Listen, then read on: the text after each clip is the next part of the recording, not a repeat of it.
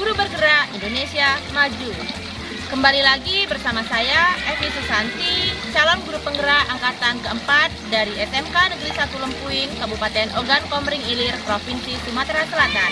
Dalam video kali ini, saya akan melakukan aksi nyata saya mensosialisasikan modul 1 dalam pendidikan guru penggerak. Dalam hal ini, saya berkolaborasi dengan rekan sesama calon guru penggerak dari SMK Negeri 1 Lempuing, yaitu Ibu Eka Prayuningsih, untuk menyampaikan sosialisasi. Bagaimana cara kami mensosialisasikan modul tersebut? Silahkan simak pada video berikut ini. Sekolah SMK Negeri 1 Lempuing, Bapak Mariono, SPD MSI, guru, wakil kepala sekolah dan staf tata usaha SMK Negeri 1 Lempuing, yang terhormat juga untuk kita semua. Marilah kita panjatkan kehadiran Allah Subhanahu wa Ta'ala, karena berkat beliaulah kita dapat berkumpul di ruangan dalam keadaan sehat walafiat. Amin. Junjungan kita Nabi besar Muhammad Sallallahu Alaihi Wasallam, karena berkat beliaulah kita dapat menuju zaman terang benderang seperti yang kita rasakan pada saat ini. Saya di sini selaku moderator ingin menyampaikan susunan acara pada pagi hari ini. Susunan acara modul 1, pemikiran Ki Hajar Dewantara dan budaya positif di SMK Negeri 1 Lempuing tahun pelajaran 2021-2022 oleh calon penggerak Ibu Eka Prayuningsih SPD dan Ibu Evi Susanti SPD. Acara yang pertama pembukaan, acara yang kedua menyanyikan lagu Indonesia Raya, dan acara ketiga sambutan Kepala SMK Negeri 1 Lempuing, dan ketiga acara inti sosialisasi modul guru penggerak yang akan disampaikan oleh Ibu Evi dan Ibu Eka. Acara 4 yaitu penutup dan doa. Untuk menyingkat waktu kita, marilah kita buka acara ini dengan melafazkan lafaz al-basmalah. Bismillahirrahmanirrahim. Acara yang kedua yaitu menyanyikan lagu Indonesia Raya yang akan dipimpin oleh Ibu Rista. Hadirin dimohon berdiri.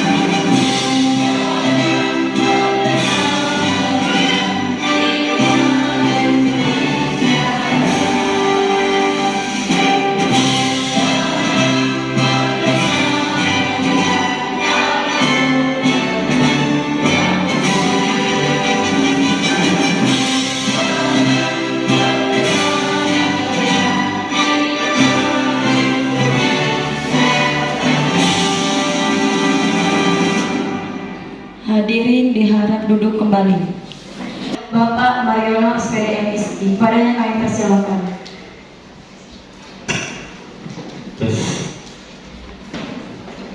Assalamualaikum warahmatullahi wabarakatuh.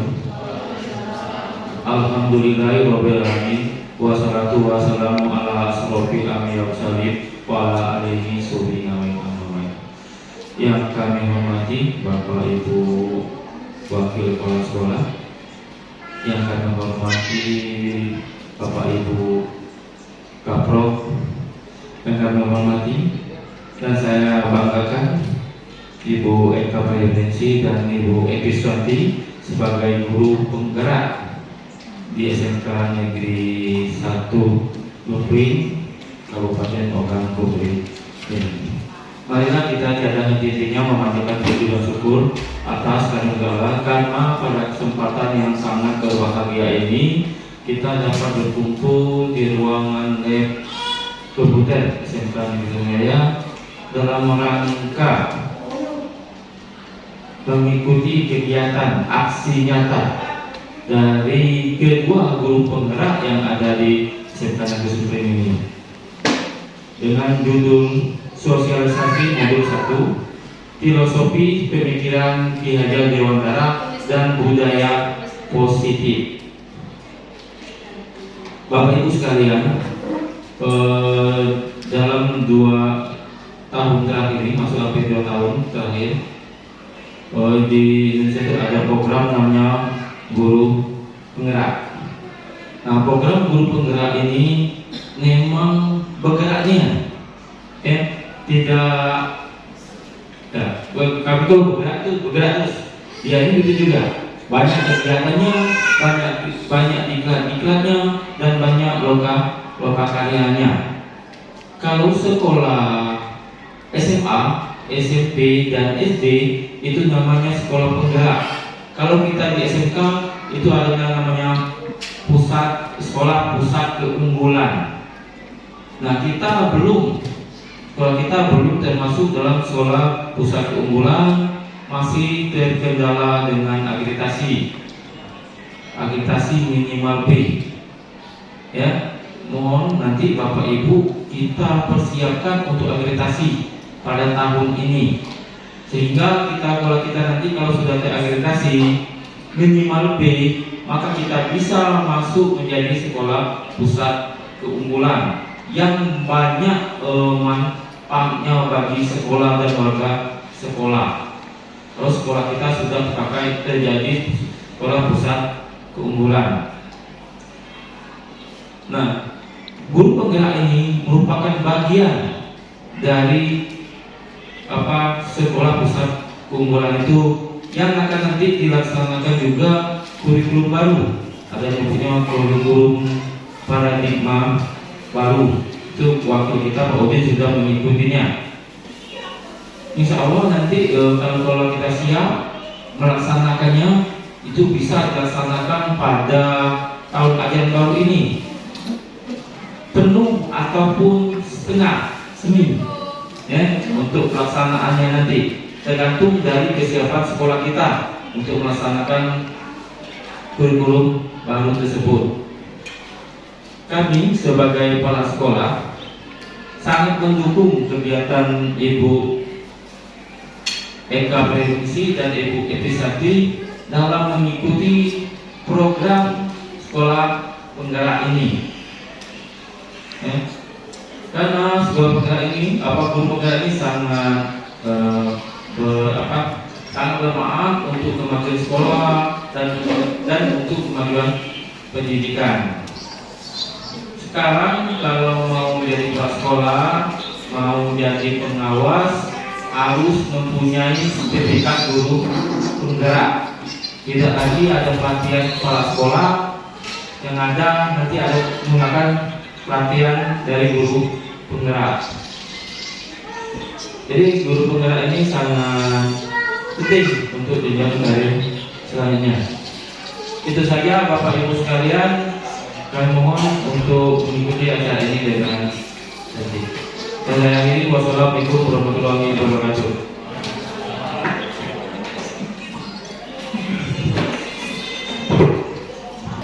Acara selanjutnya yaitu acara inti sosialisasi modul guru penggerak oleh Ibu Epi Susanti SPD dan Ibu Eka Prayuningsi kepada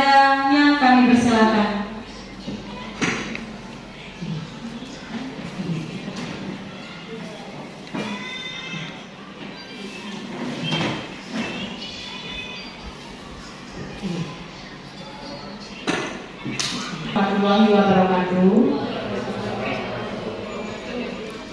Kepada yang terhormat Bapak Mariono SPD MSI sebagai Kepala Sekolah SMK Negeri 1 Lempuying, yang terhormat Bapak Wakil Kurikulum, Bapak Wakil Sarana dan Prasarana, serta Bapak Wakil Bidang Kesiswaan yang menyempatkan waktunya untuk hadir, yang terhormat Bapak Ibu rekan guru dan staf tata usaha yang sempat hadir, saya ucapkan ribuan terima kasih karena telah menyediakan waktu luang untuk memenuhi undangan kami dalam acara sosialisasi modul 1 Filosofi Pemikiran Ki Hajar Dewantara dan Budaya Positif. Sebelumnya Bapak Ibu, di sini saya Evi Susanti dan Ibu Eka Prayuningsi sebagai calon guru penggerak dari SMK Negeri 1 Lempuying akan memaparkan hasil yang kami dapatkan selama kami mengikuti program pendidikan guru penggerak. Benar yang disampaikan oleh Bapak Mariono tadi, untuk saat ini salah satu syarat ketika kita akan menjadi kepala sekolah ataupun pengawas sekolah, salah satunya ialah melalui pendidikan guru penggerak, harus mempunyai sertifikat guru penggerak ini. Kemudian selain itu, nantinya pendidikan guru penggerak ini yang saya tahu informasinya akan dibuka sampai gelombang ke-13. Untuk saat ini baru dibuka sampai gelombang ke-6, di mana OKI hanya bagian di gelombang ke-4. Untuk SMK kita, alhamdulillah kami berdua yang kena jaring di situ. Siapa tahu nanti gelombang ke-7, ke-8 atau ke-9 ada wilayah kita yang kena. Saya harap marilah Bapak Ibu kita sama-sama ikuti, kita sama-sama belajar untuk memperbaiki diri kita dalam dunia pendidikan nantinya. Di sini Bapak Ibu izinkan kami berdua untuk menyampaikan hasil kami. Saya yakin Bapak Ibu guru di sini semua sudah lebih mumpuni daripada kami. Tapi memang inilah tuntutan kami untuk menyampaikan aksi nyata. Mohon untuk diikuti.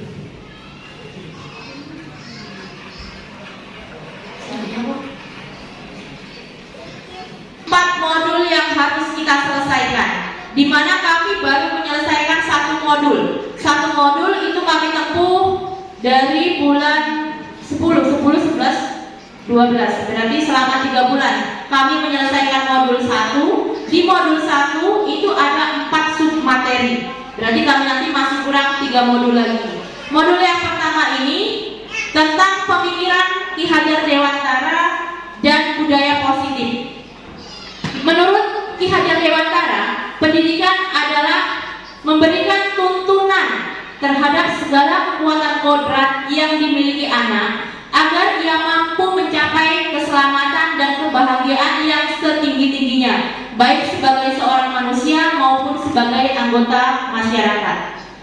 Telah kita ketahui bersama bahwa Bapak Ki Hajar Dewantara atau Bapak KHD itu adalah seorang pahlawan pendidikan di Indonesia, di mana menurut Bapak KHD dalam pendidikan itu ada 3 pokok khusus. Yang pertama adalah taman siswa. Pernah dengar kata taman siswa, Bu? Taman siswa, pamong, dan among. Nah, ini yang kami pelajari. Taman siswa, taman berarti taman itu kan tempat untuk bermain, tempat untuk bersenang-senang, tempat untuk bahagia. Jadi pendidikan taman siswa itu berarti suatu sekolah harus memberikan suatu kenyamanan, kebahagiaan kepada seluruh peserta didiknya agar tercipta ya pembelajaran yang menyenangkan, di mana nantinya akan diharapkan pembelajaran itu suatu pembelajaran yang merdeka belajar dan menghasilkan profil pelajar Pancasila. Itu. Kemudian yang kedua ada pamong. Pamong di sini kita semua ini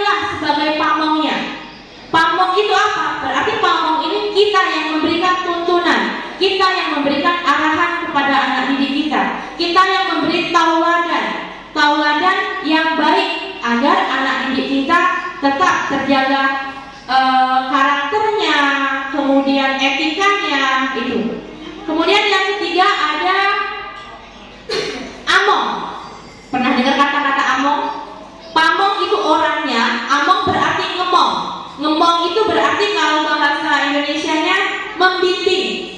Ya, di sekolah itu ibaratkan sebuah ladang pertanian. Sekolah sebagai ladangnya, kita guru sebagai petaninya, siswa kita sebagai benihnya.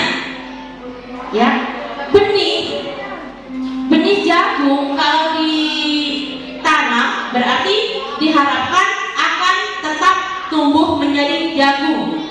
Benih padi kalau ditanam berarti nantinya akan tumbuh menjadi padi. Demikian dengan anak didik kita. Semua anak didik kita itu mempunyai kodratnya masing-masing. Kodrat anak, setiap anak itu mempunyai kodrat yang berbeda-beda. Selama ini Bapak Ibu, pemikiran saya selama ini anak itu seperti sehelai atau selembar kertas yang kosong. Selama ini itu yang saya tanamkan dalam pemikiran saya. Ternyata setelah saya mengikuti pendidikan guru penggerak ini, saya baru tahu ternyata setiap siswa itu unik, mempunyai bakat masing-masing. Siswa itu ibarat sebuah kertas yang sudah ada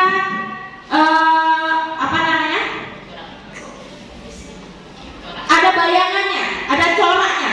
Tinggal kita sebagai guru yang menebalkan corak atau bayangan tersebut, sehingga terciptalah suatu gambaran yang sempurna nantinya. Jadi tugas kita memberikan tuntunan, menuntun ke arah yang lebih baik itu. Kalau kita sebagai petani, kita punya ladang kita ialah sekolah. Kita sebagai petaninya, peserta didik kita sebagai benihnya. Apa yang bisa dilakukan oleh seorang petani?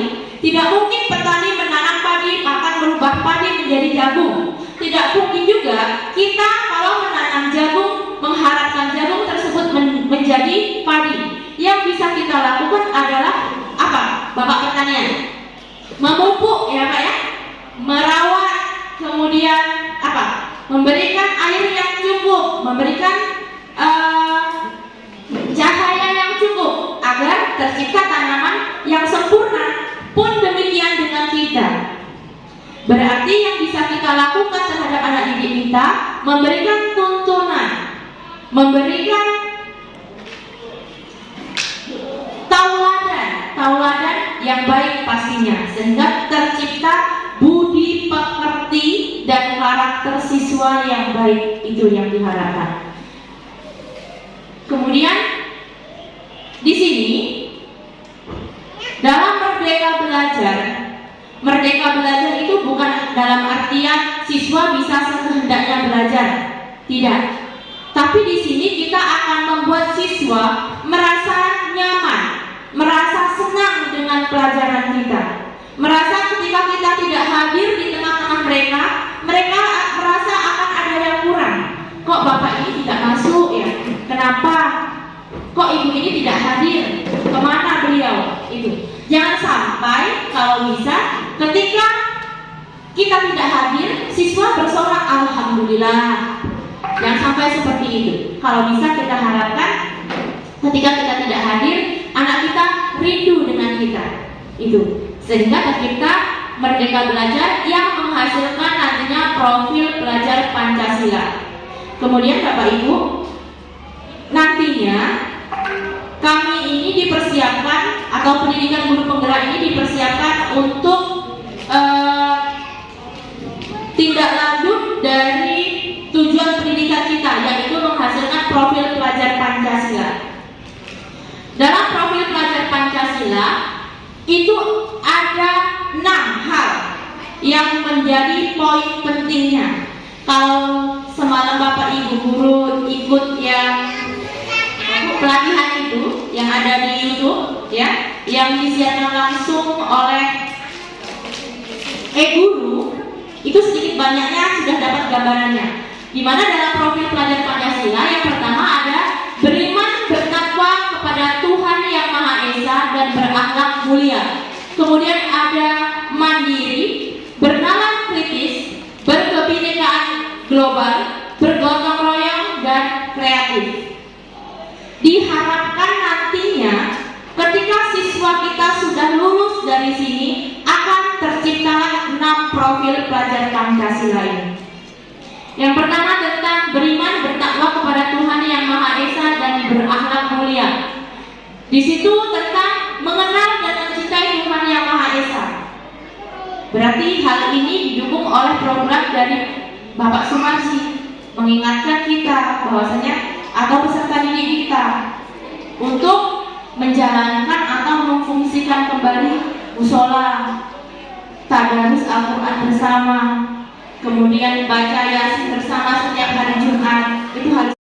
Biasanya kita Maulid Nabi itu termasuk ke dalamnya. Selanjutnya integritas, penghormatan terhadap diri sendiri dan orang lain. Ada akhlak kepada manusia, mengutamakan persamaan dan menghargai perbedaan, berempati kepada orang lain, akhlak kepada alam, akhlak kepada negara. Hal yang paling sederhana yang bisa kita ajarkan kepada anak didik kita biasakan kembali budaya 5S Bapak Ibu Guru. Apa budaya 5S? Senyum, sapa, salam, sopan, dan santun. Dari hal yang paling sederhana kita jadikan kebiasaan, kita tanamkan kebiasaan tersebut, insya Allah akan menjadi suatu budaya sekolah yang nantinya di mata masyarakat, oh berarti anak-anak alumni dari SMK kita itu memang anak-anaknya sopan dan santunnya patut diacungi jempol. Tidak usah kita yang akhlak kepada negara, itu memang perlu, tapi kita mulai dulu dari hal yang paling sederhana. Budaya 5S, kita ingatkan kembali kepada anak didik kita. Ketika salaman dengan guru yang baik, bukan kalau anak didik kita sekarang aja pipi, kening ya. Kita tanamkan kembali yang benar itu bukan di pipi nak, tapi dicium itu. Kemudian sapa, salam, sopan dan santun. Kemudian ada lagi satu hal lagi yang sering anak didik kita lupakan, dan itu PR untuk kita bersama agar bisa kita terapkan sama-sama di sini. 3 kata, tapi itu sangat luar biasa. Maaf, tolong, dan terima kasih. Berarti kita mulai dari kita sendiri. Ketika kita mau minta tolong kepada orang lain, kita harus mengucapkan kata permintaan tolong kita. Ketika kita sudah ditolong, jangan lupa untuk bilang terima kasih. Ataupun ketika siswa kita lupa untuk mengucapkan itu, kita sebagai guru tidak ada salahnya untuk saling mengingatkan. Ya, itu.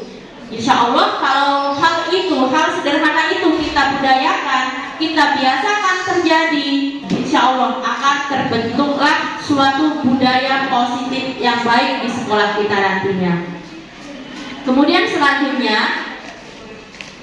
selanjutnya ada berkebinekaan global, yaitu mengenal dan menghormati budaya, mendalami budaya, kemampuan komunikasi interkultural dalam berinteraksi dengan sesama, mendalami budaya. Jadi misalnya gini, ada guru seni budaya misalnya.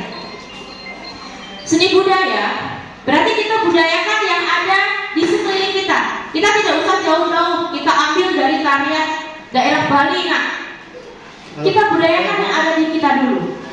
Berarti apa? Ciri khas dari kita, orang Sumatera Selatan misalnya, tari tanggai, gitu. Kemudian gending Sriwijaya. Jadi biar orang lain pun tertarik dengan apa yang kita punya. Jangan sampai kita ajarkan yang jauh-jauh, tapi kita tidak mengajarkan yang ada di sekitar kita. Pun misalnya ketika materi mau diambil contoh itu di gurun pasir itu ada unta misalnya. Anak kita tidak tahu unta itu seperti apa. Pun saya pun demikian tidak pernah tahu rupa unta itu seperti apa. Kita cari contoh real yang ada di sekitar kita. Misalnya apa? Ada sapi, ada kambing, dari hal-hal seperti itu. Jadi kita harus memperkenalkan budaya kita, menjunjung tinggi budaya kita kepada masyarakat, supaya orang lain tertarik dengan apa yang kita punya. Oh ternyata seperti ini gending Sriwijaya. oh ternyata seperti ini tari tanggai itu bagus ternyata ya. Jadi orang lain tuh nanti akan bagus ternyata gitu. Kemudian ada gotong royong. Gotong royong itu ialah kolaborasi, kepedulian dan berbagi. Nah, gotong royong itu sangat perlu sekali. Kolaborasi berarti bagaimana caranya siswa pun saling berkolaborasi, baik itu piket, baik itu dalam mereka berdiskusi, ya, saling menjaga kebersihan. Kemudian ada mandiri. Mandiri kesadaran akan diri dan situasi yang dihadapi. Kesadaran berarti ketika siswa sudah mampu mengkondisikan dirinya sendiri, siswa tersebut melihat ada sampah, diambil dan dibuang ke tempat sampah. Itu ternyata berarti siswa tersebut sudah ditanamkan dalam dirinya sifat mandiri. Tanpa kita suruh, siswa tersebut sudah melaksanakan piket misalnya, berarti sudah mandiri. Tanpa kita tegur, siswa tersebut sudah rapi, baju sudah masuk ke dalam semua, ke dalam rok ataupun celana. Berarti itu siswa tersebut sudah sadar akan dirinya sendiri itu harusnya seperti ini menjadi siswa yang baik. Ini PR untuk kita, bagaimana caranya siswa kita menjadi siswa yang mandiri nantinya. Kemudian selanjutnya ada bernalar kritis, yaitu memperoleh dan memproses informasi dan gagasan, menganalisis dan mengevaluasi penalaran, merefleksi pemikiran dan proses berpikir serta mengambil keputusan. Diharapkan nantinya siswa kita akan menghasilkan siswa-siswi yang memiliki 6 profil pelajar Pancasila. Ya, saya ulangi lagi, tadi ada berakhlak mulia, ya, beriman dan bertakwa kepada Tuhan Yang Maha Esa dan berakhlak mulia. Kemudian ada gotong royong, mandiri, berkebinekaan tunggal, bernalar kritis, dan kreatif. Kreatif ini menghasilkan gagasan yang orisinil serta menghasilkan karya dan tindakan yang orisinil. Ini nanti selanjutnya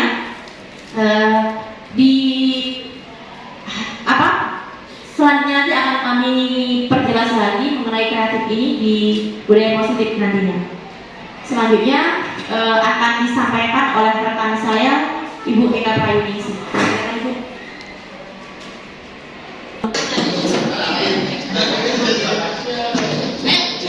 Kita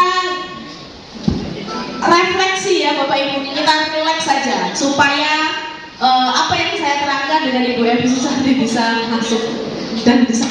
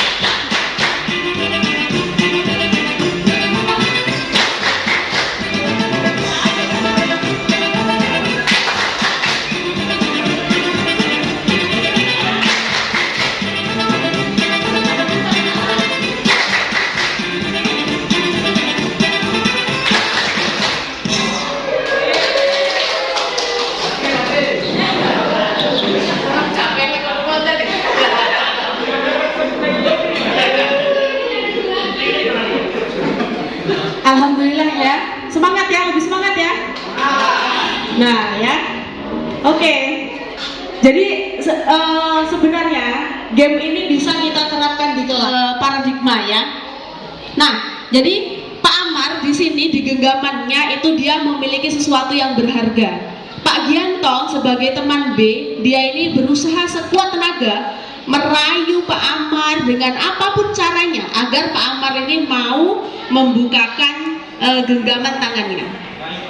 Coba Pak Gianto, rayu silakan. Pak Gianto boleh dirayu dengan kata-kata seperti apa agar Pak Amar mau membuka tangan. Silakan.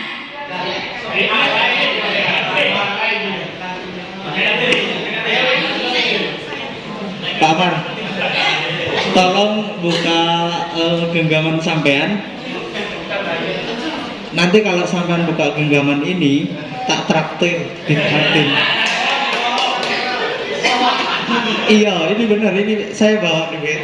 Tapi cuma 2.000. Nanti pokoknya silakan sampean makan. Ibaratnya boleh mesen somai ataupun soto ataupun yang lain. Yang penting ini dibuka. Setelah acara ini selesai kita ke kantin. Ini berarti usaha Pak Gianto untuk mengontrol seseorang ya, bisa atau enggak, berhasil atau enggak? Ayo Pak silakan. Kalau emang nggak mau ya berarti nanti hangus lah tawarannya untuk ke kantin.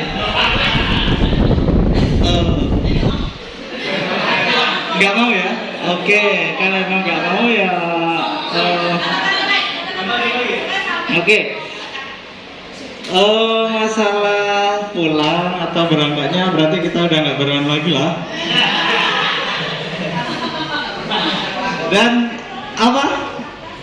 Masalah kita kan sering ibaratnya join dari makanan-makanan. Berarti kalau emang sampai nggak mau buka ini, berarti kita udah nggak joinan lagi. Masalahkan ibaratnya kita ini CS kental. Nah, jadi apa yang ibaratnya sampean minta ya, kalau saya punya tak kasih, kalau sampean punya ya saya minta mohon dikasih. Nah sekarang sampean punya ini sesuatu di tahun, tolonglah dibuka.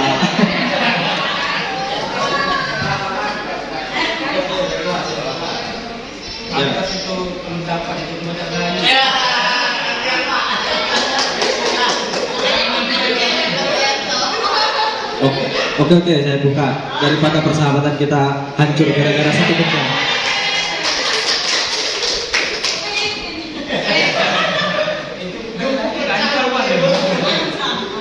Oke, terima kasih Bapak Amar dan Bapak Gianto. Mohon tepuk tangannya untuk kita semua.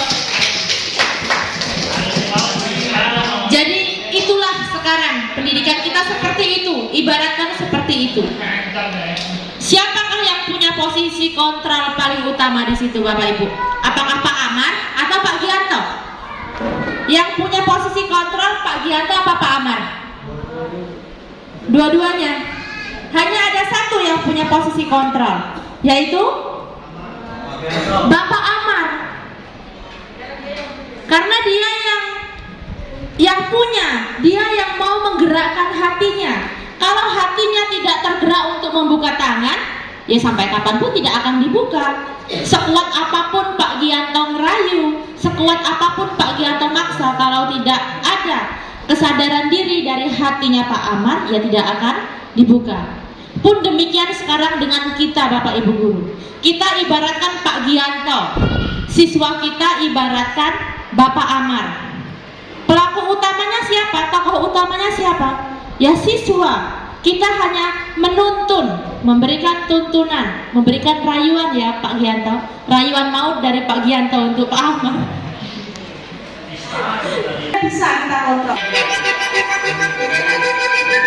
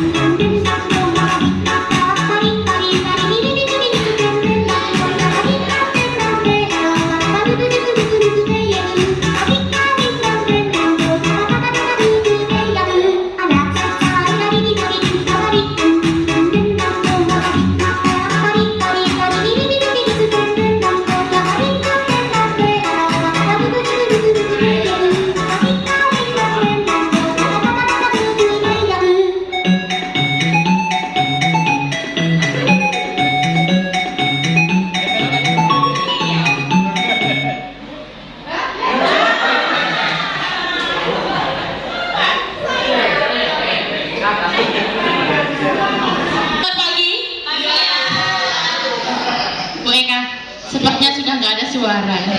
Lemes, capek ya. Tetap semangat ya Bapak Ibu ya. Tetap semangat, kita sama-sama belajar agar kita lebih baik nantinya ya. Oke. Baiklah, di sini saya akan melanjutkan dari pembahasan budaya positif yang tadi sudah disampaikan oleh rekan saya Bu Eka Prayuningsi. Selanjutnya ini kalau menurut saya materi yang lebih menarik lagi, karena inilah yang sering kita hadapi sebagai Bapak Ibu guru di kelas. Pertama, kita akan mengenal tentang kebutuhan dasar manusia. Sebagai seorang manusia, ada 5 kebutuhan dasar kita, yaitu kebutuhan bertahan hidup, cinta dan kasih sayang, kemudian kesenangan, kemudian kebebasan dan penguasaan. Itu ada 5. Lanjut. Misalnya gini, ibu guru bilang, aku tidak boleh bersenandung sewaktu mengerjakan tugas. Katanya kelas harus tenang, tidak ada suara. Padahal aku suka dan senang untuk bernyanyi. Ada kan siswa kita yang seperti itu? Banyak kita temui. Kebutuhan apa yang mereka harapkan? Berarti siswa kita butuh untuk dihargai, cinta dan kasih sayang. Kalaupun kita menemui siswa yang seperti ini, berarti dia punya bakat di bidang seni bernyanyi. Kalau saya, ini trik saya kalau saya. Misalnya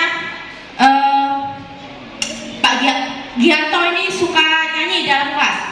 Ayo nak, silakan maju ke depan. Daripada kamu bersenandung sendiri di belakang, tidak ada yang dengarkan, kami dengan senang hati mau menerima dan mendengarkan suara kamu. Saya pasti seperti itu. Kalau misalnya anaknya ada yang pede, dengan pedenya dia bernyanyi, nggak apa-apa, silahkan. Ternyata kalau memang bagus, oh berarti nanti ketika ada ajang seperti yang kemarin ya, pencarian bakat siswa-siswi kita bisa arahkan anak ini untuk ke arah bernyanyi, misalnya seperti itu. Kemudian, ibu guru tidak menyapaku hari ini, padahal aku pakai jepit rambut baru, misalnya. Berarti ini sama, cinta dan kasih sayang serta ingin diakui, ingin dihargai. Memang itulah kebutuhan anak-anak kita. Kita tidak munafik, siswa kita itu banyak. Kadang kita tidak, dalam satu kelas itu tidak hafal semua dengan siswa. Paling siswa yang kita hafal itu yang terpintar, terribut, ternakal, ya, terrajin, tergendut. Pasti itu. Kemudian aku bosen, masa belajarnya cuma gitu-gitu aja, dengerin ibu guru aja. Nah, berarti ada siswa yang mengeluh seperti itu. Apa yang harus kita lakukan? Kita dituntut untuk sebagai guru yang kreatif. Kita sebagai bapak ibu guru itu mau nggak mau harus mengikuti kodrat zaman, perkembangan zaman. Zaman sekarang dengan zaman 80-an, 90, 2000 sudah berbeda. Sekarang ini IT yang dituntut. Berarti bagaimana caranya? Kita ya sama-sama belajar IT. Saya dengan Bu Eka awalnya tidak pernah tahu menau tentang YouTube. Tapi karena memang sudah tuntutan kami harus seperti ini, kami mau nggak mau ya belajar. Oh ternyata seperti ini jadinya. Pun demikian dengan WA. Dulu saya juga tidak tahu WA itu seperti apa. Karena memang sudah tuntutan zaman. Kalau kita tidak mengikuti perkembangan zaman, ya kita belum merdeka berarti. Kita masih tertindas di situ oleh perkembangan zaman. Jadi untuk semuanya diharapkan mau nggak mau, suka nggak suka, memang perkembangan zaman itu semakin milenial zaman sekarang. Itu harus kita ikuti.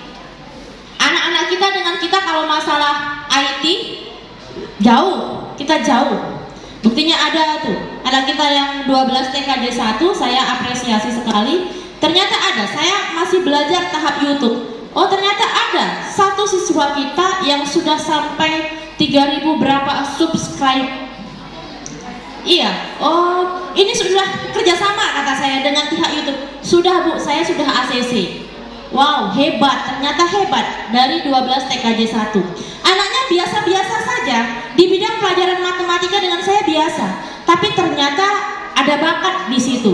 Menghasilkan uang tidak harus bekerja, Bu. Iya, ternyata memang itulah, asal kita mau bergulat atau mengikuti perkembangan zaman. Aku sebel gambarku tidak rapi, malah ibu guru nunjukin ke teman-temanku di depan kelas. Berarti ini apa, Bu, nilainya? Siswa kita apa? Kalau yang poin terakhir, aku sebel gambarku tidak rapi, malah ibu guru nunjukin ke teman-temanku di depan kelas. Kebutuhan apa yang diinginkan oleh anak didik kita? Saya pernah melakukan ini.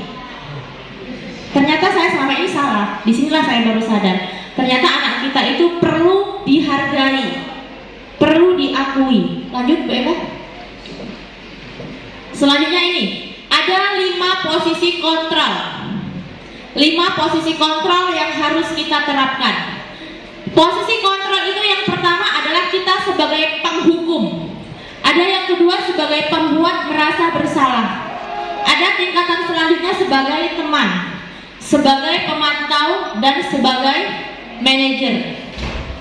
Ketika kita di posisi sebagai penghukum, berarti perbuatan kita adalah menghardik, ya, menunjuk-nunjuk, menyakiti dan menyindir siswa. Berarti kita di situ masih level yang paling rendah sebagai level penghukum. Yang paling tinggi apa? Yang paling tinggi berarti kita sudah sebagai manajer atau menghargai diri anak kita. Kemudian kalau di posisi penghukum, guru akan berkata, kalau kamu tidak melakukannya, awas ya kamu, rasakan nanti. Berarti di situ kita sebagai penghukum. Kadang kalau saya tidak terkontrol emosi, saya pernah melakukan itu. Saya sering malah melakukan itu. Kemudian hasilnya apa? Ketika kita melakukan hal itu, hasil yang akan disampaikan oleh siswa adalah memberontak, menyalahkan orang lain, dan akan berbohong. Siswa, kalau sudah kita tanya satu bohong, pasti dia akan bohong, bohong, dan bohong lagi untuk menutupi kebohongan yang pertama. Kemudian kaitan dengan dunia berkualitas, murid meletakkan guru di luar dunia berkualitas. Murid akan berkata, ah biarkan saja, nanti juga marah-marah lagi. Nah, masa bodoh jadinya anak didik kita. Kemudian dampak selanjutnya, dia akan mengulangi kesalahan itu lagi, akan diulangi lagi. Karena disiplin menurut dia, disiplin itu pasti sudah dihukum. Disiplin itu dihukum, dia belum sadar dengan tingkat kedisiplinan itu sendiri. Selanjutnya, level kedua, ya, level kedua ada pembuat merasa bersalah. Pembuat merasa bersalah itu ketika kita berceramah dan mengatakan, harusnya kamu ini datangnya pagi. Ibu kecewa loh dengan kamu. Ternyata kamu ini belum bisa seperti yang ibu harapkan. Itu berarti kita membuat orang lain atau siswa kita merasa bersalah. Terus ada lagi perkataannya, kamu harusnya sudah tahu, ibu sudah lelah menjelaskan ini. Ya udahlah, kalau kamu nggak tahu, kamu tanya sama teman sebelah kamu.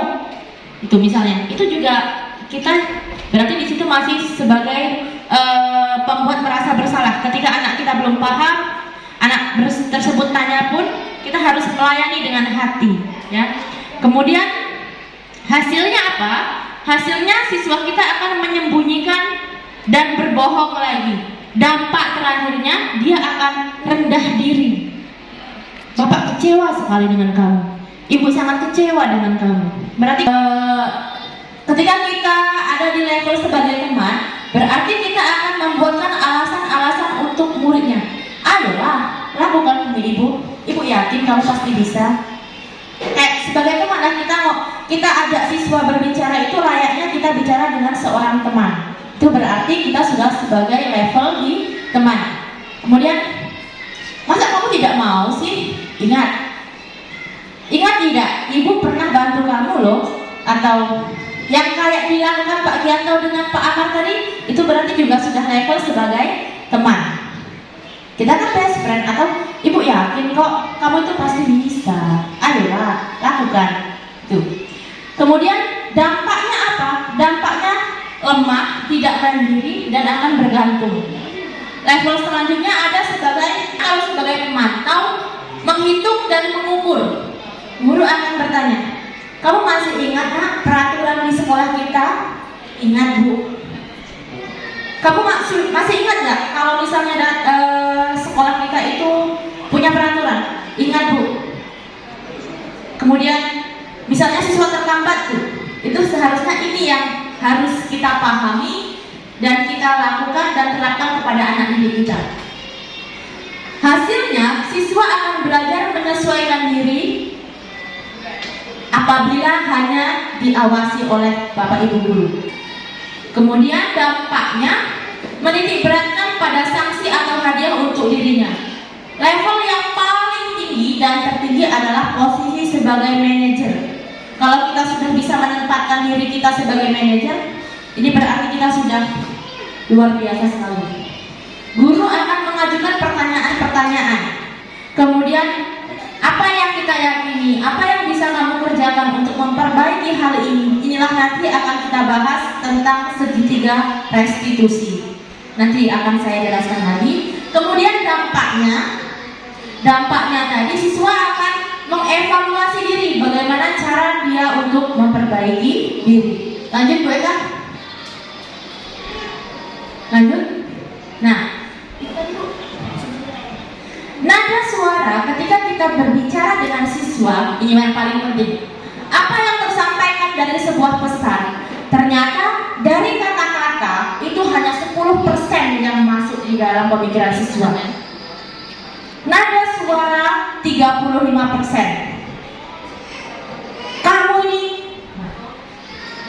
saya yakin, tuh, nonverbal atau bahasa tubuh 55%. Ada 55%. Berarti hal apa yang paling tinggi? Yang tertinggi adalah bahasa tubuh kita. Saya masih ingat pengalaman ketika saya SD, SMP, SMA. Pasti yang kita ingat itu ketika kita yang paling misalnya berbuat salah. Iya kan? Ketika kita berbuat salah atau kita dihukum guru, kita masih sampai sekarang masih terasa di hati. Saya ingat sekali dulu waktu SMP atau saya waktu SMA, guru saya itu tidak yakin kalau saya itu bisa masuk IPA. Malah saya diminta untuk IPS, katanya saya tidak mampu dalam hal berhitung. Padahal saya yakin saya bisa, saya suka dengan matematika, saya suka dengan dunia perhitungan. Itu saya merasa dikerdilkan, saya merasa tidak dihargai di situ. Tapi sampai sekarang pun hal itu tertanam dalam hati saya. Ya Pak, iya Bapak Ibu, pasti semua punya pengalaman yang berbeda-beda. Atau Pak Yanto pernah waktu itu lompat pagar misalnya. Hal itu pasti, yang terkena itu yang seperti itu. Kalau tiap hari kita disiplin, nggak bakal itu terkenang di hati anak kita. Iya Bapak Yanto? Iya. Jadi dari apa yang sudah kita lakukan, bahasa tubuh kita itu ternyata 55% yang terbanyak terserap dalam pikiran siswa. Lanjut Bu Eka. Nah, sebelumnya Bu,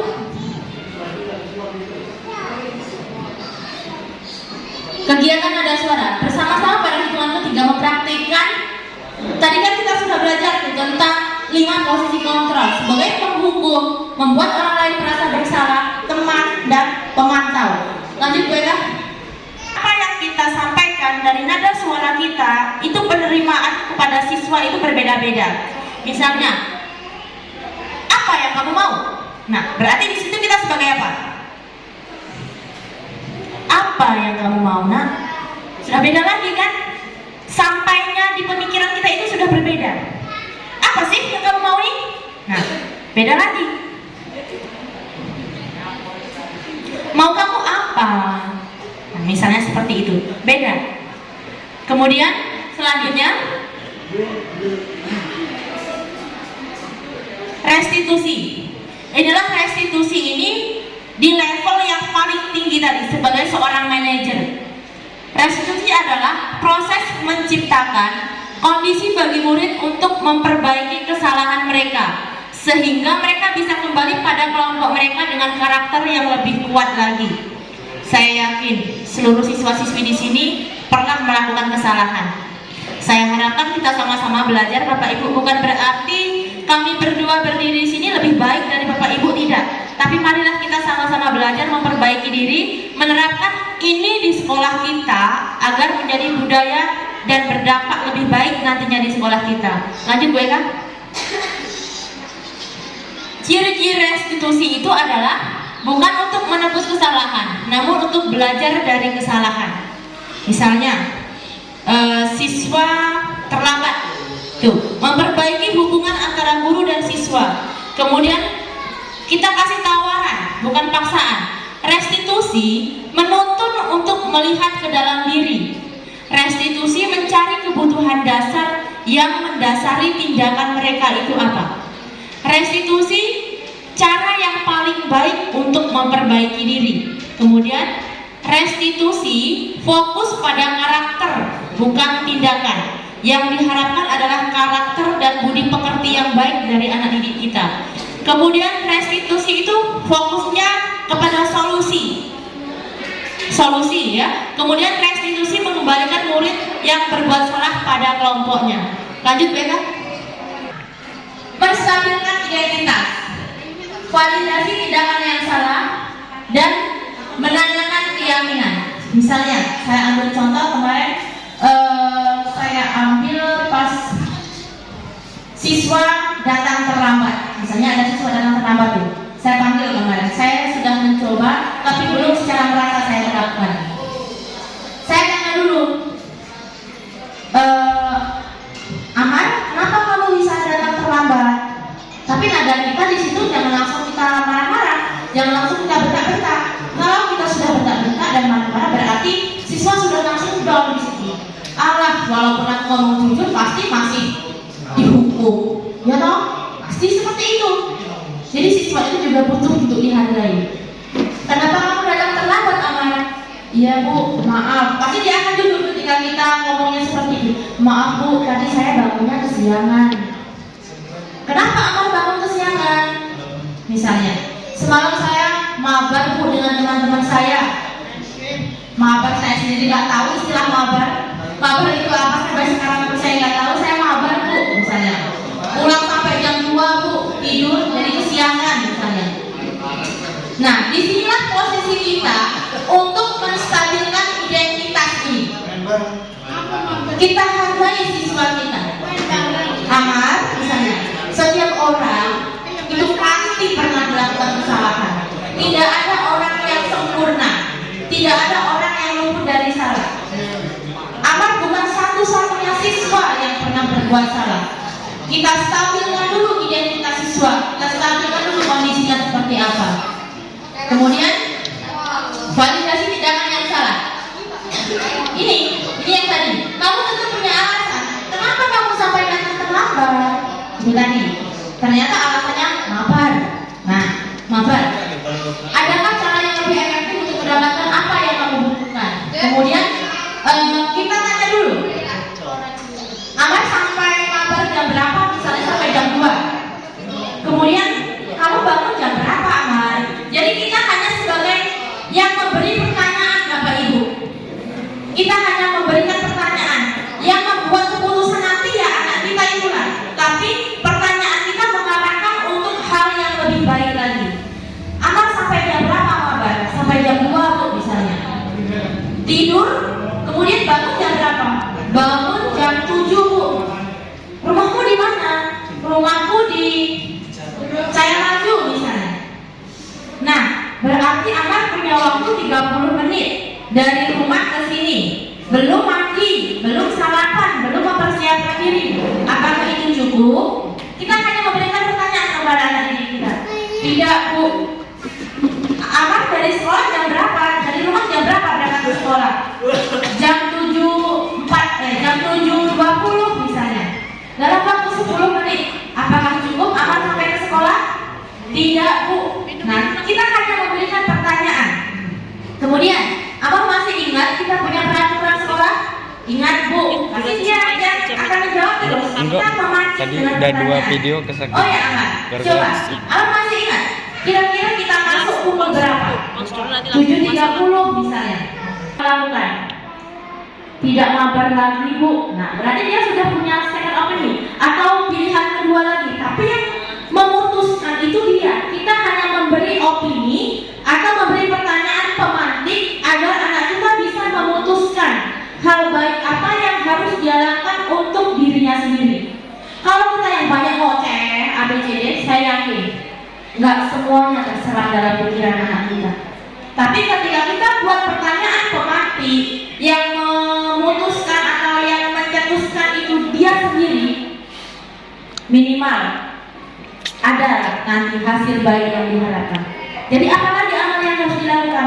Tidak mabar lagi. Selain itu, misalnya tidur sore. Nah, Mbak Muar sudah paham nih. Tidur sore ya Mbak Muar. Itu Pak. Jadi Bapak Ibu guru, mari kita sama-sama memperbaiki diri, kita saling mengingatkan untuk menerapkan segitiga restitusi ini di sekolah kita. Ketika ada siswa berbuat salah, apapun kesalahannya, berarti ini yang harus kita terapkan. Saya pernah sampaikan, sampai ada kemarin siswa kita itu yang menanya seperti ini, Bu, boleh ya Bu rambut panjang? Pernah, saya buat kesepakatan kelas ya, saya curhat sedikit nggak apa-apa dengan mereka. Buat kesepakatan dan keyakinan kelas. Jadi siswa itu, saya harap nanti Bapak Ibu guru juga ikut ya membuat kesepakatan kelas dan keyakinan kelas. Kesepakatan kelas itu yang buat kita sendiri Bapak Ibu dan siswa. Yang melakukan yang kita sendiri dan siswa. Kalau misalnya ada yang melanggar, apa yang harus dilakukan? Nah, pelanggaran ini yang harus dilakukan, kita tidak memberikan konsekuensi.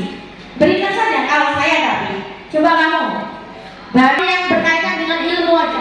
Coba kamu sebutkan Pancasila. Ada ternyata siswa kita yang tidak hafal Pancasila. Saya menemukan satu siswa ada yang seperti itu. Nah, sahadat coba nggak hafal. Jadi kita kaitkan dengan hal-hal sederhana seperti itu. Ya, ketika saya buat kesepakatan kelas, mereka saya berikan kertas apapun itu, tuliskan terserah mereka. Ternyata banyak. Bu, boleh bawa HP di situ. Iya, benar. Boleh bawa HP, Bu. Boleh rambut panjang. Boleh pakai sepatu. Saya boleh bertingkah apapun sekehendak saya. Ada yang seperti itu Bapak Ibu. Jadi ya saya itu ngomong, inilah curahan hati kalian kata saya. Saya pantau lagi. Kemudian saya beri penjelasan kepada siswa kita. Pertama yang tentang rambut panjang.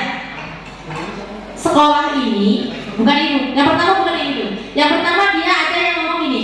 Saya boleh berbuat apapun semau saya. Terus tak jawabnya gini Bapak Ibu ketika dia ngomong itu. Tapi saya sambil bergurau. Saya memposisikan saya sebagai temannya. Kalau kamu mau apapun berbuat semau kamu, emang sekolah ini punya mbahmu tadi benar. Jadi satu kali diam semua. Ya gak bisa. Sekolah itu punya aturan. Bapak Ibu guru juga diatur pun kamu seperti itu. Gak bisa. Emang punya mbahmu aja punya aturan. Apalagi sekolah punya pemerintah gitu. Kemudian ada yang boleh bawa HP. Nah di situ kita kemarin ada yang curhatnya seperti itu. Bu di pelajaran apapun nggak ganggu loh Bu ini Bu rambutku ini Bu. Serius Bapak Ibu banyak yang seperti itu. Terus saya sampaikan. Misalnya yang saya tarik ini yang agak yang buat perkataan itulah yang buat pernyataan itu. Misalnya Rista nanti misalnya Rista yang buat ini maunya rambut panjang. Misalnya Rista nanti sebagai bos batu bara, punya perusahaan banyak, anaknya banyak, anak perusahaan banyak. Ada si Vera tiba-tiba datang, ya, bukan Vera yang nggak cocok kalau Bu Vera rambut panjang. Ada si Amar lagi datang, rambutnya gondrong, keriting, gondrong, takutnya banyak, kukunya panjang, ya, bajunya cantik, ada yang bolong kanan kiri. Nah, kira-kira kamu terima nggak kamu Pak Bos? Gitu kan? 20%. Kita puji siswa kita. Buktinya Ibu Susi pakai kata jadi menteri. Iya. Nanti catat dulu. Saya selesaikan ini dulu. Ibu nanti Bu Susi ya nanti ya pertanyaannya. Nah, itu ya. Jadi apakah Rista nanti akan menerima pegawai yang seperti itu? Walaupun Amar itu orangnya baik hati dan tidak sombong serta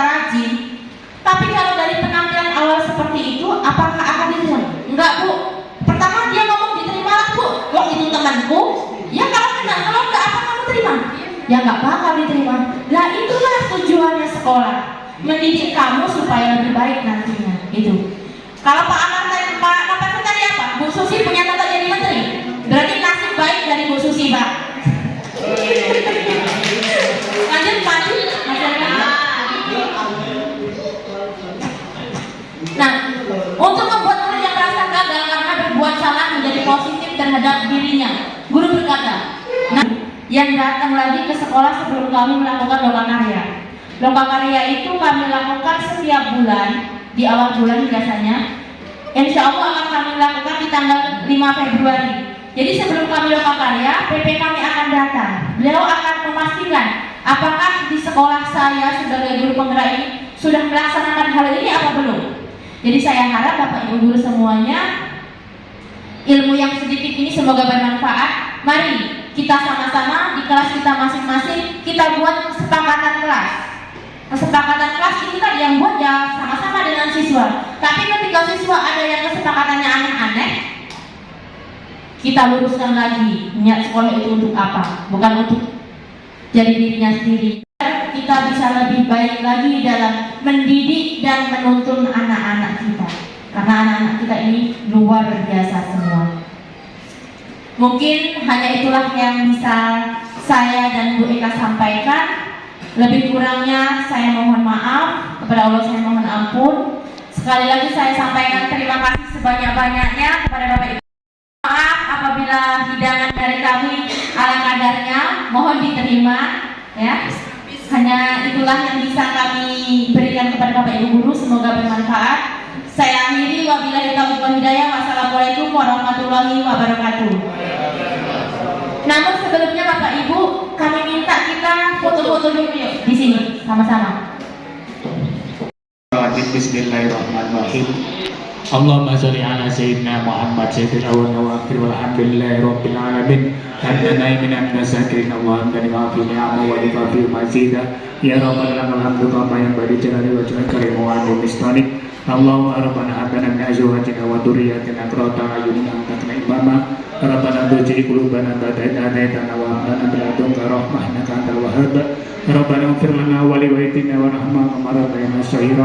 Allahumma ij'alna auladan min ahli ilmi wal khair wa la taj'alna wa iyyahu min ahli jahli wa ridhair. Rabbana dhalamna anfusana wa lam taghfir lana wa tarhamna lanakunanna minal khasirin.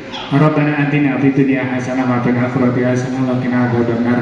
Wa sallallahu ala sayyidina Muhammadin wa ala alihi washabihi wasallam. Alhamdulillahi rabbil alamin. Al-Fatihah.